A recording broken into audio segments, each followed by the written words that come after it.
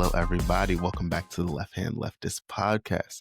So glad to have you all here with me today. It's going to be a really cool episode. It's actually going to be myself talking with a former federal government employee, talking about Doge, talking about what it was like before Trump 2.0, what it was like during Trump 2.0, what with Doge coming in, what really the federal workers were thinking. And then also, it's honestly a wonderful podcast because I get to reconnect with one of the activists I used to work with at a previous job.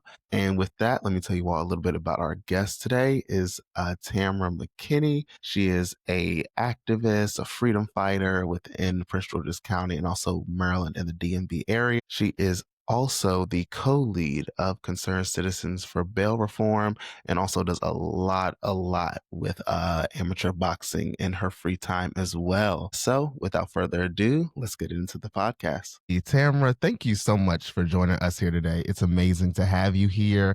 Yes, and as you know, or as you are going to tell people about being a former federal employee, all the things that went on, I really just want to start honestly from the beginning of one, just like tell the people here what you or who you are, what you did for the federal government, and like how you got into the federal government. Well, first, let me say, Carlos, thank you so much for even considering me because I never thought about what I could contribute to the conversation. So my mind is all over the place. What are we going to discuss today? But I was born and raised in Washington, D.C., and I came up in the Marion Barry era.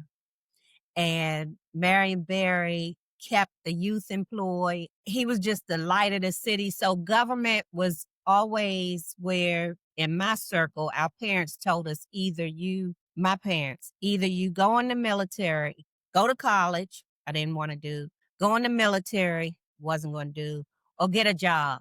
And the job to have was always, our parents instilled, you have to have benefits in retirement. Benefits in retirement. If you're working and you don't have benefits in retirement, you're wasting your time.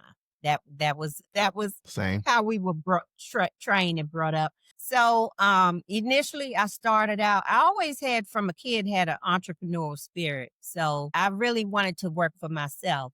But then when I became a mom, I was a cosmetologist doing hair late nights. And when my oldest daughter became school age, it was important for me to be home when she was home from school. And so I said, I got to do something a little different besides hair because those were long nights and weekends.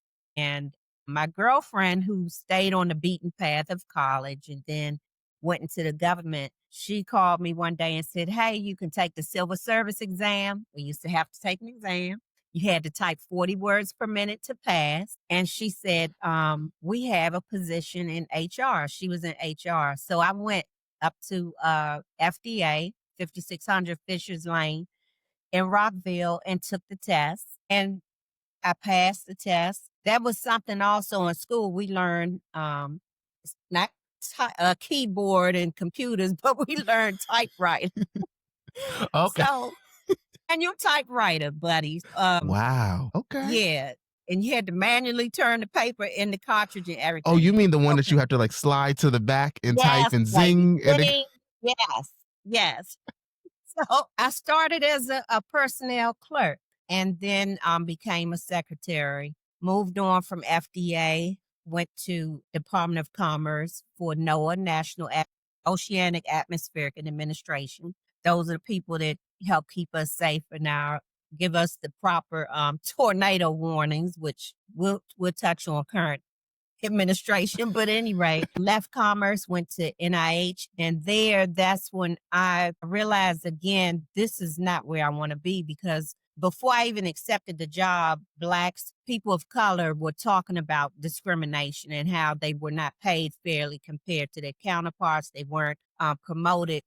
And my husband said, you sure you want to go there? I said, well, I can't change who I am no matter where I go. And wherever it is, it's going to be racism. So I'm going to go because it's a promotion. And then finally in 93, I said, enough is enough. I don't give a damn if I have to eat macaroni, salt, pepper with a little butter. I'm not working here anymore. and I opened my own daycare, got my daycare license, and I gave them my 2 weeks notice, and I quit. And I stayed Wow. gone from 93 to 2006. And coming back, of course, I was no longer on a manual typewriter. Things had changed. Apple had come into the federal government for computers. We weren't on the old Waynes. So it was a big, Oh, not eye opener, but things had changed when I came back. And oh, so from 2006 to 2025 was in HR as an HR specialist. wow. Any particular department, or was it just different departments? Human resources for, and then let me let me say this: never say never, because when I Mhm. left NIH, I said I would never work for the government again. But when I retired, I actually retired from the same address that I started with. 5600 Fishers Lane. But this time, instead of working for FDA, I was working for Indian Health Services. Oh, wow. Okay, so Mhm. you've run the gambit when it comes to different departments, different, and you're right. You worked in very what probably used to not be controversial departments, but now are very controversial departments, Right, depending on right. also who's running them and all. So actually, I want to actually take a step back to what you were talking about earlier about growing up in like Marion Barry times, or as most people in the DMV call him, like the mayor for life of DC. Absolutely. How was how was it growing up in the Marion Barry time period when it came to like so many or not federal jobs, but just so many people getting into DC jobs government and the job. job creation? Yep, and DC government jobs. Well, people can say what they want. What I will say is that Marion Barry, um, the decisions he made that kind of knocked him down a peg was more so on a personal side of his life. But when it came to his role as mayor, he always strived to take care of the youth. He made sure we had jobs. We had rec centers to go to. They were free. We didn't, now you want your child to go to park and plan and you got to pay a fee. No, we had free summer programs. I remember having hot lunches in my programs at Plummer Elementary School off of Texas Avenue in Southeast. Our seniors, my mother remained in the District of Columbia. I eventually moved to PG County, but when my mother was living in the district, any assistance she needed, she just about could find it. When I moved her Wow. in with me, in the later years of her life, my mom passed at the age of 93. About at I'm the sorry. age of 91, she moved in with me. I could not find that one program for my mother to help support her. And I'll never forget calling the Office of Aging in the county, Prince George's County. And the lady told me I was looking for senior care. She said, Mhm. well, you may as well put your name on the list. And by the time you become of age, they'll probably get to you. And I died laughing, but I said, "Lady, are you serious?" She said, "Yeah." She said, "I don't mean no harm, but I'm serious. There's a waiting list." And it was like 18 months long Wow. Oh my.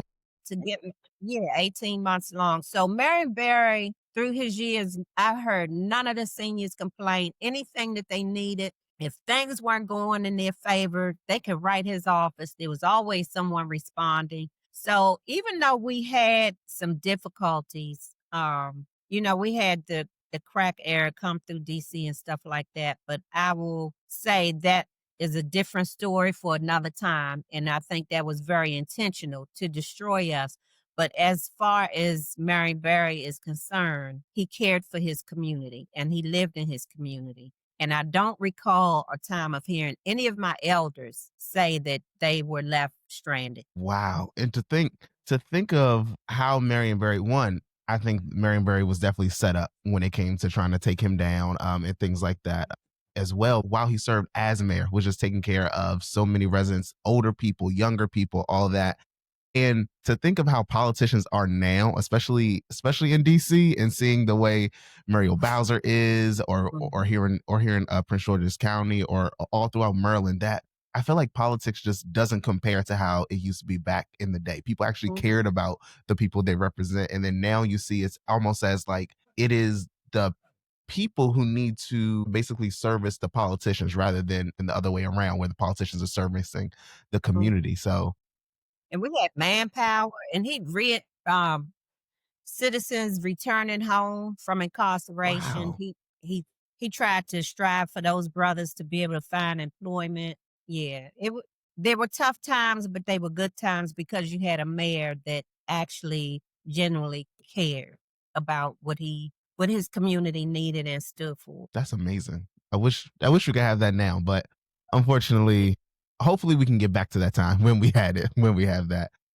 So, as you started working in the federal government, I talked to different people who work in the federal government, left the federal government before. What Mhm. do you say going to the federal government for you was almost like a calling? And like that was something you wanted to do, saying like I want to be a civil servant. I want to work for my If community, or was it something that you kind of just like fell into? It's like, hey, it fits my schedule, it does good for my family life. How was it for you? So for me, it was more about security. It was going back to how I was trained about having a retirement. And so it was more so about stability, a consistent schedule. Doing hair, I could go in the shop at 8 a.m. and not leave out until 10 p.m., and just depending on how Yeah. my pockets were and what bills needed to be paid would determine whether I could tell somebody I scheduled them next week or whether I could squeeze you in today.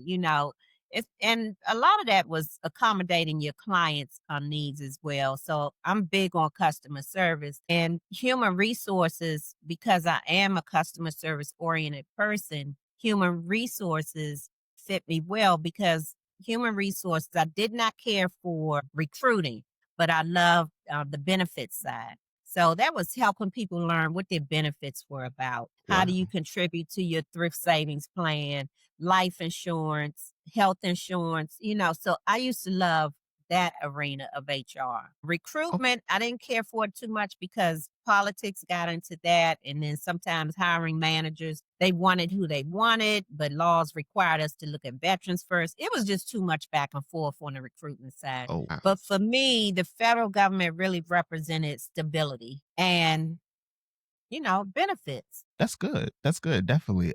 So when you started with FDA, do you know like who the president was at that current time when you started? Oh, child. No, the president. That's a good question. 89, 1988. Wow. Oh, so you went in as Ronald Reagan was president. I was getting ready to say Ronald Reagan. I Wow. was getting ready to say Ronald. How was that? Because a lot of people know Ronald Reagan as the you're tearing down government services. Government is not here to help you. What was that famous line he had? The Uh, scariest thing someone can say to you is like, I'm from the government and I'm here to help. So with that mentality, how was it coming into the federal government with that It type of I president? I didn't experience you didn't feel it. I'm gonna say I didn't feel it. I didn't feel like our jobs were a threat or anything. Now he's said all of that, but you could go to work feeling secure. I slept well at night. Unlike today, totally Yeah. polar opposite of today. But back then, yeah, he thought it was a need to cut down and all. But see, what boggles my mind is how do you come into an official government role in the government? You're going to lead that government, but yet you talk about tearing it down. So that never made sense to me. But again, to your point, we never felt this right here that we're feeling today. Oh Yeah, wow. he felt that way. And quite frankly, there were wastes going on in the government, right? Like an agency could pay. I'm just gonna give a hypothetical. You could buy a toilet at Lowe's for $100, but yet the government buys it and it's $500. Oh It was stupid waste. Like if you yeah. wanted to fly for training, you could look at a flight yourself going to that same city on Southwest. It could be $79.99. But by the time you go through Travel Gov to get your flight for your training, it's like $700. You know, Oh wow. I know they had certain things in place, like if you had in the event you had to cancel, they were protected and all of that. So yeah, it was government waste, but when Reagan was in, I did not feel the threat that I felt when I left. Wow. As we move ahead in the timeline here, so would you say that you felt any type of threat with the different administrations No. that you worked for, or is this really like the odd man out to say This like is this is this is the the odd only man instance out. where you felt Yeah. that? Wow. I So never felt worried. Even when we talked about, met let's see, I wasn't in the government at the time, but my husband was, and we had the first shutdown. That might have been under Clinton. But I mean, hey, you came back to work and you got your back pay. So you might have suffered for a time. But like I said, when they came to an agreement and came up with the budget and everybody signed off, came back to work, you got your back pay. I've never felt anything like today, this 2025. I never felt anything like it.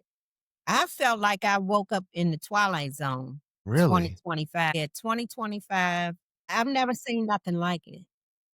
So let's get to it now. So it is now, let's take us back to November, I guess 5th or 6th, depending on when the election results came out, 2024. Mm, How was it when you saw that Donald Trump won the presidency? And you can feel free to cuss on here if you would like to. okay.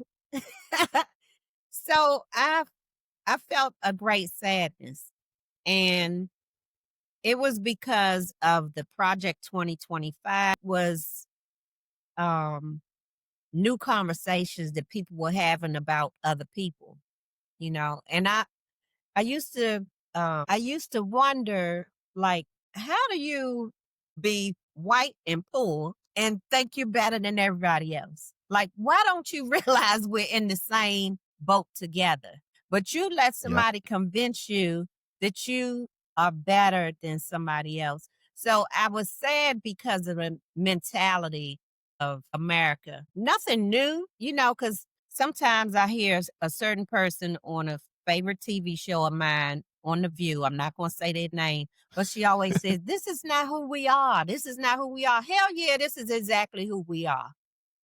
Yeah. First of all, America wasn't discovered, it was stolen. And then you stole people and brought them here. So we're exactly who we are.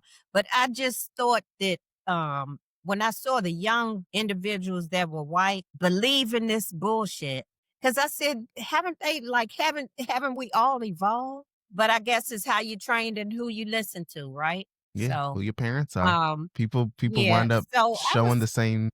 yeah, I was like, "Really? Y'all haven't come out your box enough to know that everybody has value."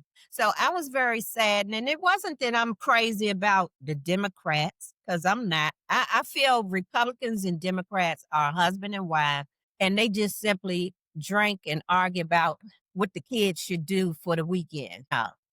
One thinks they should be in church and Sunday school, and the other one thinks you should be at a beach. And they both fucked up, and they sit there and argue about what to do with the kids.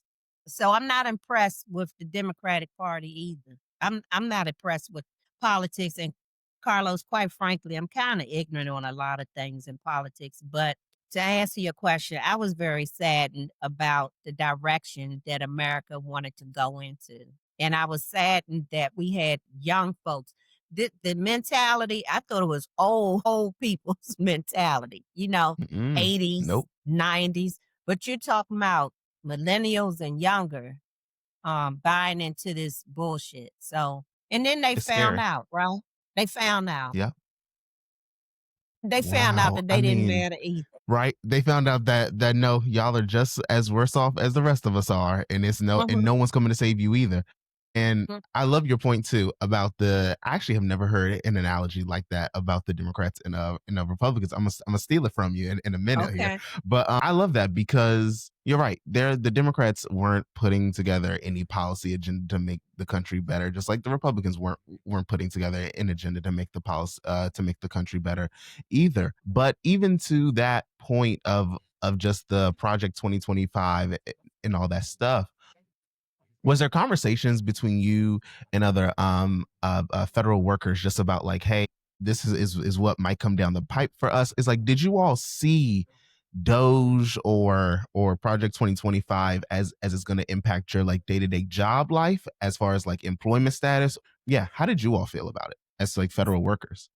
So what tripped me out is I never saw Doge because I wasn't up at headquarters, right? But they started telling us that we had to send a weekly, not progress report. report. I'm going to say progress report. We had to send a Okay. weekly report stating what we did for that week. And we supposed to send it to this email address. It was supposed to be Doge. So I said to myself, your supervisor knows what you do. Really, quite frankly, don't give a damn. So what I did, I took the oath of office. I took the federal oath of office because every federal employee, when they come on board, they have to raise their hand and do this Mhm. oath of office to the federal government. You swear that you're going to be true. You're going to hold down the federal government. You're not going to participate in any communist activities. If you know any Wait, treason, they you're still going to, have that? well, it's not worded like that, but that's it, in essence what you're It's doing. implied. Yeah, yeah. Wow. You're gonna hold down the government. I took that oath of office and I broke that joint down into 5 sentences. And I said, I supported the mission of my agency, right? Because my mission of my agency is for the wellness, the mental and physical and spiritual well-being of the Native American and Alaska Native. Anyway, I took that oath of office. I broke it down. I would cut and paste that shit and send it every week. I wasn't writing down no new accomplishments every week. I would copy and paste Monday morning, boom, send. Next Monday morning, copy, paste, boom, send. If they know the oath of office, they know all I was doing. I broke it down in 5 sentences. Whatever that oath of office says, I broke it down. That's what I said. I said, I'm Wow. not playing this game. Some people were kind of worried, like they talked about making everyone come into the office. We were no longer going to be able to remotely work. And HHS was very supportive of working remotely. We had a young lady in Detroit working for here in headquarters, but her husband just bought a house. So what, they expected to try to get rid of the house and then come here to buy a home, which the cost of living and the salary will probably not be beneficial to them. So you had a lot of young people stressing and worrying about what was about to happen. And then another young lady that I was working with, she said, well, they were talking about tearing down some of the treaties that they've made with the American Indians and Alaskan Natives, and we might be up the creek. And so I thought about that and I reflect back and I'm like, you know what? I don't want anything to happen to them. But then I also reflected like, why no one ever thought that African Americans were harmed enough to have the resources that they were offering the Alaskan Natives and American Indigenous peoples. I just Wow. decided I'm not going to play this game. I got the time, I got the age. Hopefully, if I leave, someone younger than me will be able to keep their position. And so I started making a decision to roll out. But it was Wow. very stressful for those people that technically their duty location, they were working for headquarters, but maybe they were in Oklahoma, maybe they were in Detroit, Arizona. We had a lot of HR specialists spread out throughout the country that were servicing headquarters. And so it was very stressful for them. Wow. So you said that you didn't directly see Doge. So did you ever see like the like kids, the like younger people coming in with the boxes and computers asking people, so what do you do, and try to download information and all that? Was that something that you saw or heard about people actually seeing that? Well, I have a friend that was a branch chief at Department of Labor, and Mhm. they showed up there. And she actually told me that they were coming in with a wrecking ball. But she said, I'm gonna stand 10 toes down until I can't stand no more. So she is a veteran and she told her people, you're not sharing, you're not exposing nobody's files. So she was a tough chick. She is a tough chick because she's still there. But Oh she wow. protected her people pretty well. And she even shared with me that she had individuals come in for counseling for separating, and they're crying, talking about, I voted for him, but I had no idea. She was like, well, you voted for him. What you did not think is that it was applicable to you. And so she Yeah. said, the young lady said, well, what should I do? She said, go sit your ass at your desk and do your work until you're told otherwise. That's my thing too. For the people in the federal government who voted for Trump, it is honestly like a little weird to me, because it's like he talked about getting rid of federal jobs. He talked about needing to decrease the workforce. So it's kind of like, you're right. Did you think that what he said was applicable to everyone else but yourself? You thought that you were Mhm. above the rest of society, which is always, it's just insane to me that people feel like nothing's going to affect them. And I think just us as Black people, we've always seen whatever happens affects us first. We're the first people to get sick. Yeah, And then yeah, everybody else is like, oh, wow, it might be a problem later on, but right. we'll worry about I'm it when it gets to us. right, exactly. And it's that, when you grow up with a sense of entitlement, just like I said, it boggles me that you're the head of something that you want to destroy. That makes no sense to me. And you voted for a person that tells you that they think little to nothing of your employment, sabotage. How do you people self sabotage every day, all day? So I'm kind of talking a little off the hook right now, but I'm just saying, how do you actually go to a voting poll to vote for somebody that says they're going to destroy where you get your bread and butter? That's ludicrous to me. Yeah, it's people, and I think politics has done this to people so much where they don't think of politics affecting them. They think of it, oh, politics affects other people, but I'm the one who's going to weather the storm. It's like, no, no, you're just as much as able to be a victim as the rest of us are. Mhm. And honestly, you're not seeing yourself as a potential victim of politics makes you more of a victim, because at least everyone else had the time to like prepare, get themselves mentally together to say, all right, cool, I know what's coming down the pipe. For them, they're just caught off guard, which is insane to me. So even going on from that, so I know there are going to be people who watch this and say, well, no, Doge actually cut fraud and waste and all that. Did you ever see fraud actually get cut, or like any type of efficiency get better because of Doge? Hell no. No, I didn't. I don't know how that myth was created, but when you tackle an agency, let me just say this. Every Hmm. agency has somebody sitting, every business has somebody sitting on their ass not doing their job, right? That's not just the federal government. I will say yes, like the example I gave you earlier about flight travel. Why can I find a flight for $79.99 on Southwest, but when you send me the training and I go through travel, my travel costs several $100s. What the explanation is behind the scene, I don't know, but to me, 79 through several $100s, somebody's wasted some money somewhere. Okay. Yeah. So let's admit that the government does waste some dollars. But when you have an agency that looks into companies dumping in your water, making your drinking water unsafe, when you have companies putting chemicals and products that we use that causes cancer in kids, you don't think that's important? I just don't see how you can attack. You have kids, you yourself use the water. You yourself are consuming the food. Not unless y'all got some secret water filtration system that goes to only you that we don't know about. But your family, your grandkids, your great greats to come are going to inhabit this planet, and you think that it's okay to sabotage those protections. You're some type of mentally demonic creature to me. It's something demonic about you that you would do that to society, giving a damn about your own lineage that's coming.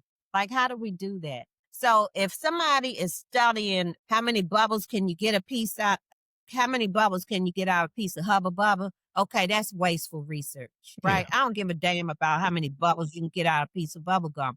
But if I have somebody studying the effects of dyes in my Skittles, where I know in Europe it's not allowed, they're eating healthier, but here we're getting sicker. Hmm. We need that. So it's like dealing with somebody who's schizophrenic. I don't know. Yeah.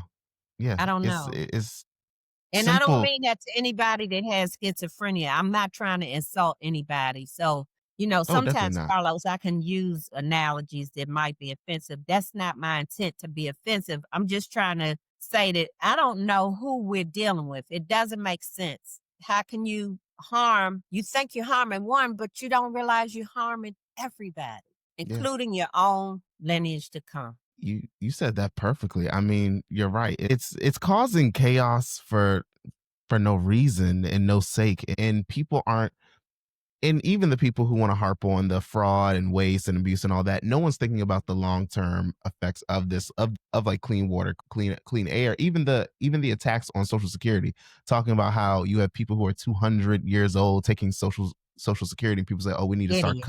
cutting the social security. No one's thinking when they get old, they're going to need social security to be able to sustain their life as well, or their grandparents, or even their children later on. And I think this is what is different about the United States than other countries, is to where capitalism has made United States citizens think so much about the individual rather than seeing themselves as a collective in a society, to where other countries, they know. It's like when France, they were trying to raise the retirement age to, I Uh-huh. think, to like 62 or 63, which is even lower than what ours is. The Uh-huh. people in France protested. People started throwing trash on the streets. Farmers were bringing manure to politicians' houses. Here, they start breaking down.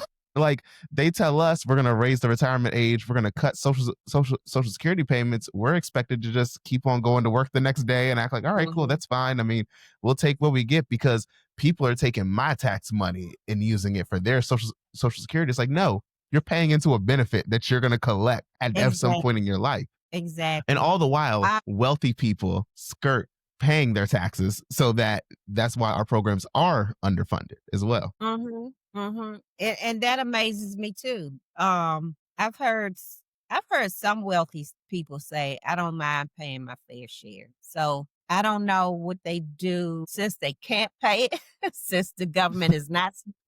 Maybe they're philanthropists and they give in other ways. I don't know. But to your point, like you said, at one day you're going to need the same program. And I heard Mhm. something very interesting the other day. They were talking about because they've been pushing out immigrants and some immigrants have left due, due to, being fearful. Some of our vital services are done by immigrants. And you thought it was cool just to snatch them up and tell them to get the hell out? Picking no goddamn cotton. I ain't picking no cherries, strawberries. I ain't picking nothing. I ain't I'm not picking picking nothing that nothing. requires to be picked. Okay. I thank God for those individuals that step out of their beds every day for my livelihood. I think they deserve every protection they can get. Somebody even brought up the fact that our healthcare workers, our aides, they Yep. help with our aging grandparents and stuff, are mainly immigrants. Yep. My girlfriend always says we throwing out the baby with the bathwater. Yep. When the bathwater gets dirty, we even throwing the baby out with the bath. And it's Yeah. disgusting. I mean, you're right. You have, when you look at nursing homes, senior care facilities, it's almost all immigrant people, and that's not to say that America or United States citizens wouldn't take those jobs too. I look at it more on the corporations are the problem for not paying immigrant workers what they Yes. deserve for these jobs, Yeah. and then not paying American citizens as well for these jobs. And then it's just always astonishing to me that people have more smoke for immigrant workers taking over jobs than they do for the corporations that are consistently outsourcing jobs to other countries Agree. and giving them I hell for agree. it. Yeah, but it's always easier for people to attack who they feel like is less politically safe, or just less protected in the country. It kind of shows that people know corporations and wealthy people are safe in this country. They do not have any sort of fear of anything happening. Right, right, right. Yeah, it's quite interesting. I have seen waste. I cannot say that I've witnessed fraud. I have seen waste, and I know we could have done things better and can still do things better. A lot of the red tape in the federal government, like the steps it takes to get something done sometimes, even as simple Mhm. as ordering supplies. When stuff was less electronic, when we had to order supplies, sometimes the steps and processes was ridiculous. But sometimes I thought to myself, well, it's creating a job for someone. And if we cut out these processes, then that means somebody won't be able to feed their family. Somebody won't Yeah, be able to pay their bills. So maybe these little tedious processes are a way to keep us employed and thriving. No, you're right. so I don't have an issue with that. As long as we just have to learn that we're all we got, you know. We did not come to stay. Life is short. We didn't come to stay. And we cannot do life alone. We need each other. We need different points of views. We need the diversity. It can't just be our way of thinking, our experiences. That that makes a bland cake. You need flavor. Yeah.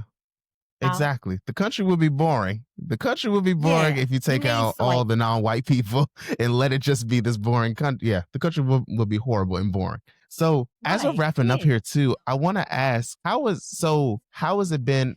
And please don't feel like you have to share if you don't want to. Did you take the buyout that everyone heard about where the federal government was saying, hey, if you leave now, So you get this much money and you're good? I don't mind answering that question. So I've received a retention bonus last year, and it wasn't just me alone. What happened was they were looking at the VA, and VA was the agency. They were now maybe they don't do all what they were supposed to do for their veterans, but the VA was taking care of their employees monetarily well, and so people were tending to leave agencies, going to different agencies for better pay, and so they said, how can we keep people from leaving? And they offered HR retention bonuses. So the regulation stated that if you had a retention bonus within 12 months, you could not get the buyout. So I couldn't get the buyout. Another thing that was crazy about that buyout is that they were letting people leave, but yet they would stay on the rolls until a certain point. It was a right now, I can't pull it up, but there was some type of glitch going on with that process. I want to say it was related to their benefits or something. I forget what it was. It sounded cute at Mhm. first, but there was something in there that didn't turn out so cute. And I want to say it was related to the benefits. I could be wrong. But to Oh answer your wow. question, no, I didn't get it, but I still thought it was the best thing to do was to leave. I just talked to God and I said, you know what? I've learned about some stuff a little late in life. I wish I had planned better, but you will provide because you said you would provide. I'm a person, if you ask me to quote you scripture, I cannot quote it, right?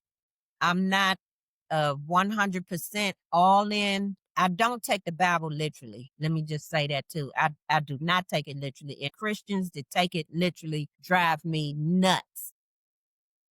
Yeah. I think I'm into to Same. a belief that I tap into God and God talks to me. I don't need anybody to talk for God to me. He tells me every day, hey, chick, check yourself. Girl, shut your mouth. Don't say that. Now, you know better. Why did you do that? So to He me, said, all right, that's Tamara, God. get it together a little bit. Yeah. Yeah. To He let me, you that's know. God. So I had that conversation. I said, well, God, I do believe that you have brought me because he's brought me out of situations where I should have been dead and arrested.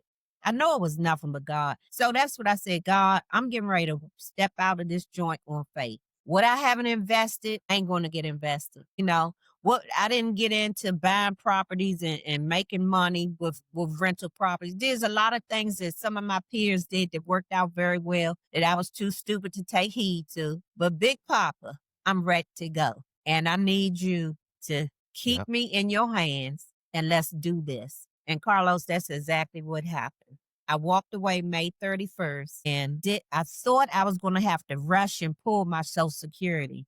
But God showed me you don't have to make that move. You good. Settle your ass down. You don't need a pair of shoes. You don't need a bag.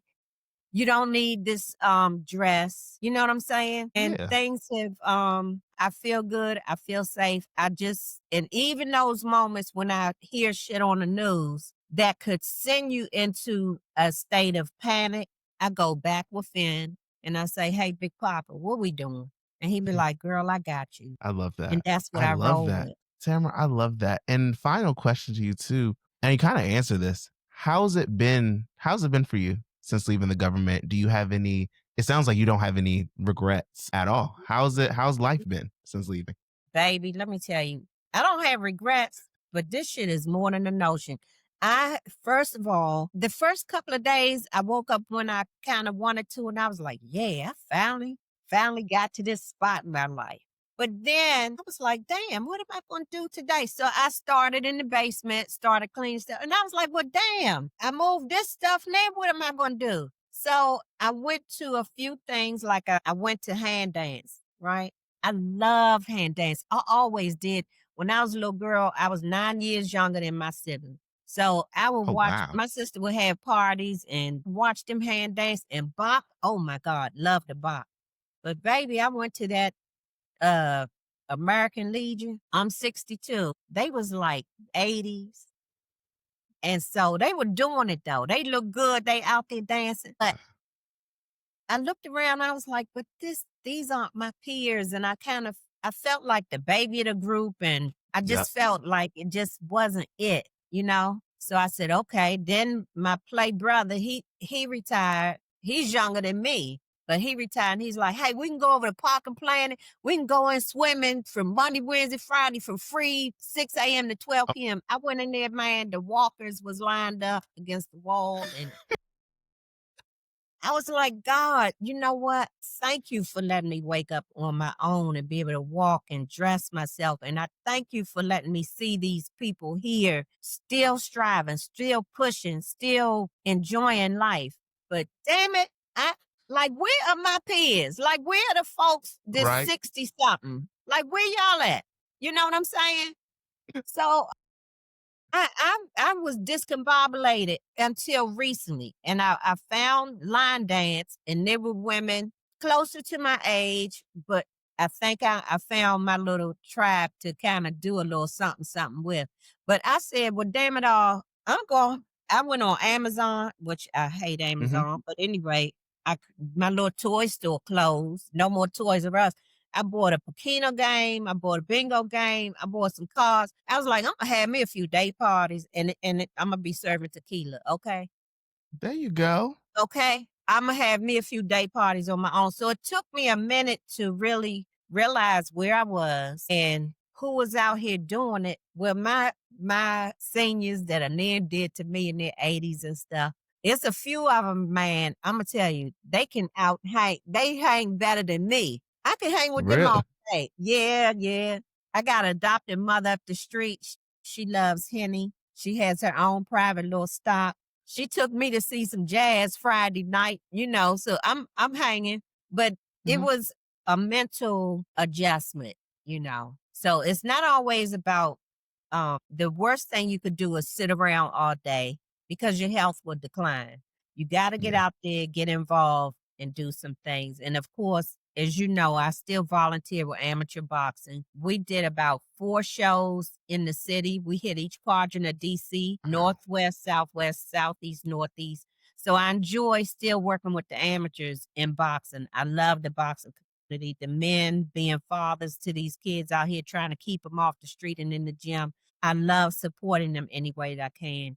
But it was an adjustment, and it took me from May until now. I really just settled in my spirit till now. It was difficult at first finding where you belong because you're young, and no offense to anybody that's 20 years my senior, but I'm not there. I still needed Yeah. my youthful friends around to Yeah. stimulate me and You're for not me to find joy. you're not at the Walker period yet in your life. You're not Walker ready. Right, right. And I'm praying, Lord, please don't let anything I think, because I'm all in my in my mind, I'm a comedian, right? And I'm always Yep. talking shit about myself and others. Carlos, you know me. I have a good time. Yep. But if I talk about somebody, I'm not being malicious, and I don't want to Mm-mm. hurt nobody, but It's I out of find love. humor in everything. Yes. I find humor in everything. So I was like, Lord, please don't let me have to eat nothing that I have said ill will about anybody. I'm not ready to be around no damn walkers and canes yet. I'm not. Right? It was messing with me I mentally. tell you. Cause you start So seeing it and they're anyway, thinking, "Oh no, I don't want to go in that direction." And I mean, look, I'm just like you. I talk exactly. I talk a lot of shit too, and I'm like, please God, take everything I say as a joke when I'm talking shit. Right, Please don't put it back on me. right, right. And then I had a Wow. mother who died at 93, but Hmm. my mother, give you an example real quick. My mother fell and broke her neck at the age of 91. Oh And my when she woke gosh. up out of surgery, first thing she said was, shit. And I said, Mama, what's wrong? She said, I'm still here. And I said, well, she said, well, since I'm still here, I may as well get up. My mother, they had to tell her, no, ma'am, you cannot get up. You just had your neck repaired from being broke. She's like, well, I'm not going to lay here. And my mother, by the time she got through with therapy, my mother was walking on her own and she just had a strong will. She's like, if I'm going to be here, then I'm going to take care of me. And so Yeah. I always ask God, God, please let me keep that mindset because I know some people choose to complain and whine and moan and groan. And my mother was in a senior facility. And I said, Mama, why don't you go have lunch with the other people today? I don't want to hear their complaints. All they do is complain. And I said, oh, okay, well, so I try to be around positive people that don't complain. Yeah, we have our aches and pains and stuff, but laugh at it, There we make go. yourself, despite it all, just embrace life, give thanks, and keep it moving. Don't fold into nothing.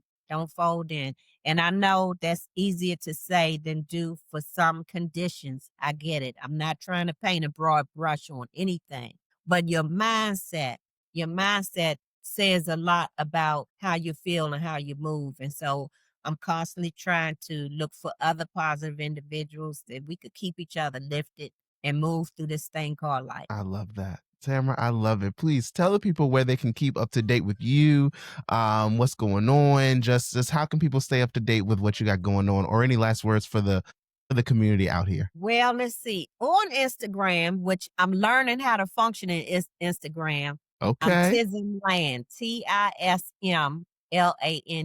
T is in Tom, S is in Sam, M is in Mary. Tism Land. That's my Instagram. What is it? Handle? What the name? I It's don't a know what you handle. Yep. call it. Yep. Your Instagram handle. So that's my Instagram handle. I don't post a lot, but I have posted some things. I do work with the Maryland Coalition on justice issues. I support the Justice Initiative, Don Dalton and Lupe Hawkins. Her son was falsely accused, and people don't realize in the state of Maryland, it's easy to file charges without proof. So I've been supporting their organization, the Talking Drum. I have another partner that has the Talking Drum. I've worked with her doing stuff like going to encampments, feeding the homeless. She does an array of things, Beverly John. She does an array of things in the community. So I try to support her whenever possible. Heels Off Gloves on a Boxing Foundation. I don't speak on their behalf because you have to be mindful how you speak for folks. But I'm the co-founder and I love, like I said, amateur boxing. The reason why I love a boxer is because everybody else has a team and the boxer, when he goes in that ring, he's only by himself. He only has what he has. You know what I'm saying? And I just think he takes way more risk than a football player, basketball player, baseball, lacrosse, whatever sport out there. A boxer is standing on his own. And I just 10 champion that. toes And down. the coaches in boxing, oh my God. I know coaches in all the sports say, they come out their pockets, they help the kids, they sit with the kids, give them rides home. Let me tell you something. A boxing coach, oh my God, such gentlemen. And boxers are such gentlemen. They look fierce, and sometimes you look and think you should be fearful of them, but they're the sweetie pies of our community. They are real gentlemen, and they're making strides, and that's why I want to make sure that they continue to be supported. So if you enjoy boxing, you can go to pbaboxing.org, Potomac Valley Association, which is the local boxing committee. So at any rate, I guess Oh, that's it. But I appreciate you, Carlos. I hope I've oh, of course. contributed as you wanted. No, this was amazing, Tamara, and we're definitely going to have you back on to talk about a whole host of things that's going on within you, your community. I definitely want to get Dawn on to talk about the Dawn and Lupe on and Beverly on as well. And look, you all have been amazing. I always say when I started my job at the ACLU working with you all fully embraced me and brought me into the community and helped That's me the reason. navigate what was going on. So again, Your y'all spirit is always beautiful. have It's a strong awesome. part of my heart. Thank Same you. Thank you, here. Tamara. Same Again, here. Thank you so much, everybody, for tuning into the Left Handed Leftist podcast, and we'll see you next time. And I'm left-handed.